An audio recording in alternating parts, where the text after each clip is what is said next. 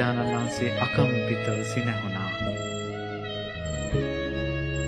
උන්වහන්සේ මරන්ට කඩු කිනිසි එසවෙද්දී, බඩක් බැඳගෙන චින්චිය පැමිණෙද්දී, නාලාගිරි පැමිණෙද්දී, ගල් පෙරලෙද්දී, චෝදනා එද්දී, සුන්දරීව ඇරන් ගයක් ගාන යද්දී ශ්‍රමණ බවත් ගෞතමයන්ගේ වැඩ බලපල්ලා කියලා ඒ නින්දා අපහාස ඉදිරියේ රාග ද්වේෂය නැසූ, මෝහ මානය නැසූ අපේ බුදුරජාණන් වහන්සේ අකම්පිතව හිනවුණා.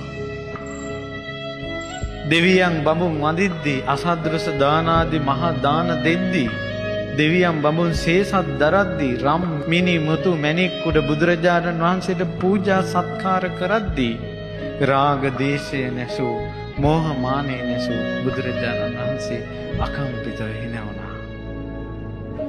පුදුමයි. අපි සරණ ගිය බුදුරජාණන්